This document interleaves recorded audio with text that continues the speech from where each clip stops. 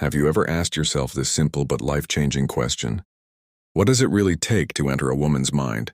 Not just her heart, not just her body, but her mind. Not to trick her, not to play games, not to impress her with hollow lines, but to reach that sacred place where she feels, this man understands me. This man sees me. This man makes me feel alive. Because let's be honest, most men never get there. They circle around the surface. They talk, they joke, they even flirt, but they never connect. And so she smiles politely. Maybe she even spends some time with them. But deep inside she knows he doesn't get me. But what if you could? What if you could enter her mind the way Marcus Aurelius, the Stoic emperor, entered the hearts of his people, not through manipulation, but through wisdom, presence, and a calm strength that cannot be ignored? If that question makes you pause for a second, then stay with me. Because in this video, I'm going to walk you through the 3 conversations you must have to enter her mind. And not just conversations in the ordinary sense. These are transformative exchanges, grounded in Stoic philosophy and inspired by 10 Marcus Aurelius suggestions that can completely reshape the way you speak, listen, and connect.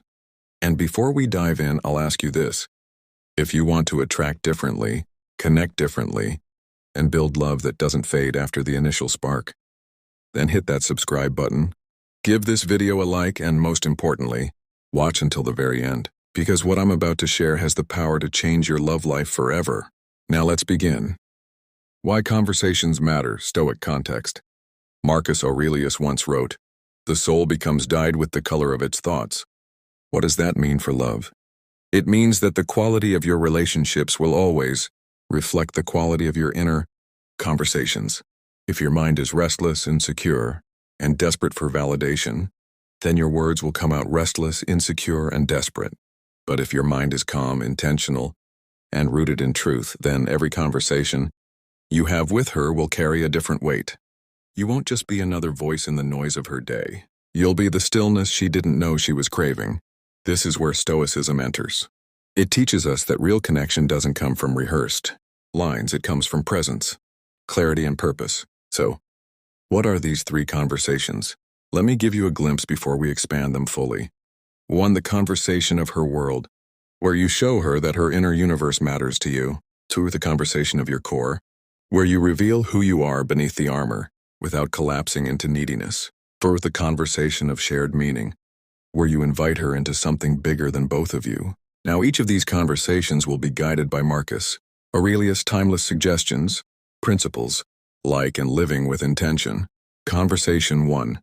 Entering her world. Think back to the last time you truly felt someone was listening to you, not just nodding politely, not just waiting for their turn to speak, but listening. Do you remember how rare that felt? How safe, how magnetic? Now imagine what it feels like for her. Every day she's surrounded by voices. Men competing for attention, men boasting about their accomplishments, men trying too hard to impress. But very few, almost none, ever take the time to step into her world. Marcus Aurelius once wrote, "If someone is able to show me that what I think or do is not right, I will happily change, for I seek the truth, by which no one was ever truly harmed." What does this mean for love? It means conversation is not about proving yourself right. It's not about dominating the dialogue. It's about seeking truth. And when it comes to love, the truth lives in her world, her mind, her fears, her dreams, her stories. The first Stoic move, ask without agenda. When you enter her world, you begin with curiosity, not calculation. Most men ask questions to arrive somewhere, to get a number, to get a laugh, to get closer physically. But a Stoic man asks simply because he wants to know, what's been occupying your mind lately? What was the last thing that made you feel alive? What do you love so much you lose track of time doing it? These aren't tricks. They are doorways. Marcus Aurelius suggested, "Look well into thyself. There is a source of strength which will always spring up if thou wilt always look." Apply this outward. Help her look within herself.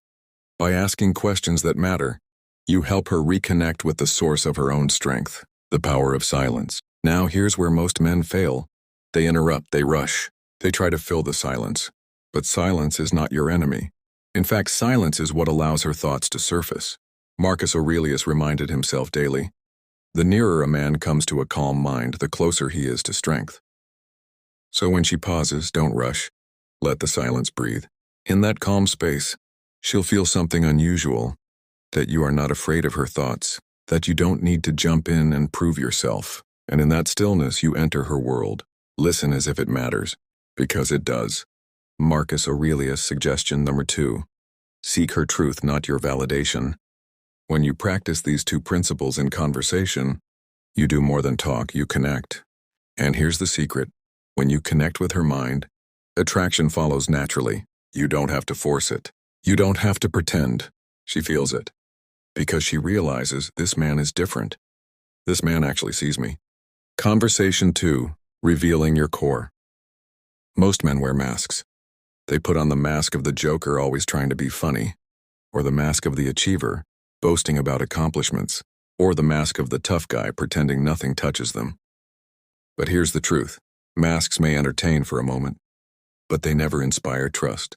And without trust, you cannot enter her mind. Marcus Aurelius wrote in his Meditations, "If it is not right, do not do it. If it is not true, do not say it." That is the foundation of the second conversation. Revealing your core means you speak not to impress, but to express truth. You show who you are, not the mask, but the man. The balance of vulnerability and strength. Now, many men get this wrong. They think vulnerability means dumping every insecurity, every sob story, every wound. That's not connection. That's emotional unloading. Real vulnerability is controlled. It's measured. It's the courage to say, "Yeah, I've struggled before. This is something I'm still learning. I don't have all the answers." But it's also the strength to add, "And here's how I grew from it. Here's what I learned. Here's what I stand for now." Marcus Aurelius suggested, when you arise in the morning, think of what a precious privilege it is to be alive, to breathe, to think, to enjoy, to love. This is vulnerability, admitting life is fragile, that nothing is guaranteed, and yet choosing to love anyway. A story of a Roman general. There's a story about a Roman general who returned from war. His soldiers expected him to celebrate victory with grand speeches. Instead, he told them, "I was afraid. I feared the night before the battle.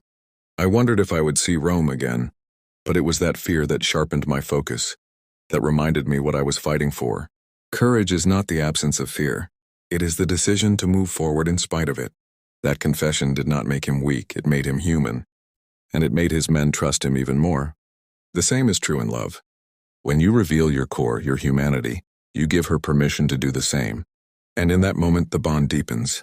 Marcus Aurelius, suggestion number 3. Admit your humanity, but show your direction. Marcus Aurelius, suggestion number 4. Speak truth without exaggeration. When you live by these, you no longer hide. You no longer posture. And she feels it. She thinks, finally a man who isn't pretending. Finally someone real. The calm of a Stoic core. Now let's add one more layer. Vulnerability without calm can become chaos. If you spill your feelings without balance, you overwhelm her. That's why Stoicism emphasizes calm presence. Marcus Aurelius reminded himself, "You have power over your mind, not outside events. Realize this and you will find strength." So when you reveal your core, you must do it calmly, not shaking, not desperate, not needing her approval, but steady, secure, rooted in yourself. Conversation 3, shared meaning. Entering her world shows her you care. Revealing your core makes her trust you. But there's one final step. If you want to truly enter her mind, and that is to invite her into something greater than both of you. Because here's the truth, attraction without meaning fades. Excitement without purpose dies. But when 2 people share a vision, a story, a philosophy, the bond endures. Marcus Aurelius once wrote, "What we do now echoes in eternity." In love, this means your conversations must point beyond the moment. You're not just passing time, you're planting echoes. The conversation of vision. Ask yourself, what future are you inviting her into? Not just the next date, not just casual fun, but what kind of life? Because she is listening. Every word you say, every value you live by is painting a picture in her mind. If your words are shallow, the picture is blurry. If your words are empty, the picture is gray. But if your words are rooted in meaning, the picture becomes vivid, magnetic, unforgettable. Marcus Aurelius suggested, "Waste no more time arguing about what a good man should be one." So in this conversation, don't just tell her what you believe, live it. If you value honesty, embody it. If you value discipline, show it. If you value love, give it. Example of shared meaning. Imagine telling her, "For me, love isn't about possession. It's about growth. I want a relationship where we both become stronger, wiser, freer. That's the kind of love I'm building." This isn't cheesy. It isn't scripted. It's clarity. It's vision. And the moment she hears it, her mind starts to imagine herself in that story. She begins to see, with this man, I can become more of who I am. That's powerful. That's rare. Marcus Aurelius suggestion number 5. Live your philosophy. Don't preach it. Marcus Aurelius suggestion number 6. Speak of the future with calm confidence, not desperation. Because women don't want promises screamed in desperation. They want a man whose calm certainty makes the future feel safe. The power of shared struggle. Now, Marcus Aurelius knew that life isn't just about joy. It's about struggle. And so is love. He wrote, "The impediment to action advances action. What stands in the way becomes the way." So in this conversation, don't just share your dreams. Share your willingness to face obstacles together. Say, "I don't expect life to be easy, but I do expect us to face difficulties with honesty and strength." To me, that's real love. This does something profound. It prepares her mind not for fantasy but for reality. And in that reality, she sees, this man won't run when things get hard. Marcus Aurelius suggestion number 7. Treat obstacles as opportunities to deepen love. Marcus Aurelius suggestion the 8. Do not fear loss, for love is a choice renewed daily. This frees her. Instead of clinging, instead of needing, you show her love is strong because it is chosen. Every day, willingly, freely. The eternal bond of meaning. And so the third conversation is not about small talk. It's not about shallow pleasures. It's about meaning. Marcus Aurelius suggested, the happiness of your life depends upon the quality of your thoughts. So if your conversations lift her thoughts, deepen her vision, and strengthen her spirit, she will never forget you. You will not just be a man she dated. You will be the man who entered her mind. Marcus Aurelius, suggestion number 9. Guard her spirit with the same care you guard your own. Marcus Aurelius, suggestion number 10. Inspire her not with words alone, but with the example of your life. And when you live this way, love transforms. It ceases to be a fleeting emotion. It becomes a shared philosophy, a path, a way of being. Closing reflection. So let's bring this all together. There are 3 conversations you must have to enter her mind. 1. The conversation of her world. Ask with curiosity. Listen with presence. Seek her truth, not your validation. 2. The conversation of your core. Reveal yourself with vulnerability, but stand firm in calm strength. Show her the man beneath the mask. 3.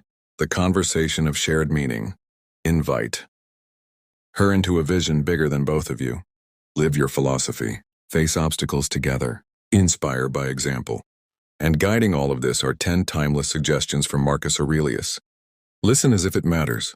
Seek her truth, not your validation. Admit your humanity, but show your direction.